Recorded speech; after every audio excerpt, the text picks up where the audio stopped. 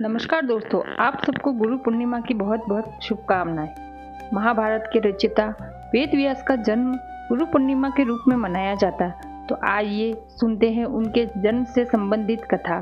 प्राचीन काल में सुधन्वा नाम के एक राजा थे। वे एक दिन शिकार के लिए जंगल गए। उनके जाने के बाद उनकी पत्नी रजस्वला हो गई।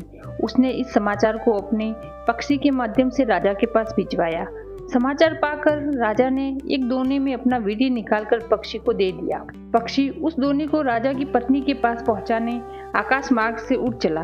मार्ग में जब एक दूसरे पक्षी ने उसे देखा तो उसने सोचा दोने में कुछ खाने की चीज है, इसलिए वह उस पर झपट गया और इस दोनों में युद्ध होने लगा। युद्ध के दौरान दोनों पक्षी के पंजे से छूटकर यमुना नदी में जा गिरा।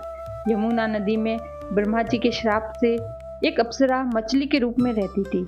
मछली रूपी अप्सरा दोनों में बहते हुए वीर्य को निगल गई और उसके प्रभाव से वह गर्भवती हो गई। एक शिकारी ने गर्भपूर्ण होने पर उस मछली को अपने जाल में फंसा लिया। शिकारी ने जब मछली का पेट चीरा तो उसके पेट से एक बालक और एक बालिका निकली।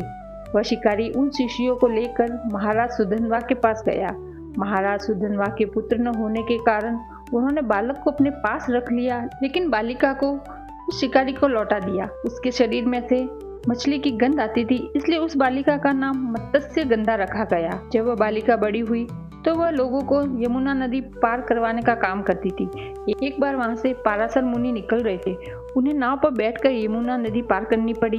पाराशर ऋषि ने जब मत्स्य गंधा को देखा, जिसका नाम सत्यवती भी था, उसके रूप सौंदर्य पर वो आसक्त हो गए और बोले, हे देवी, मैं तुम्हारे साथ समागम करना चाहता हूँ।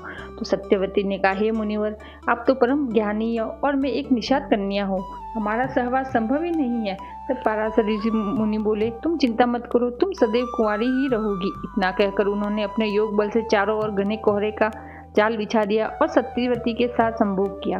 तत्पश्चात उसे आशीर्वाद देते हुए कहा, तुम्हारे शरीर से जो मछली की गंध निकलती है वह फूलों की खुशबू में परिवर्तित हो जाएगी।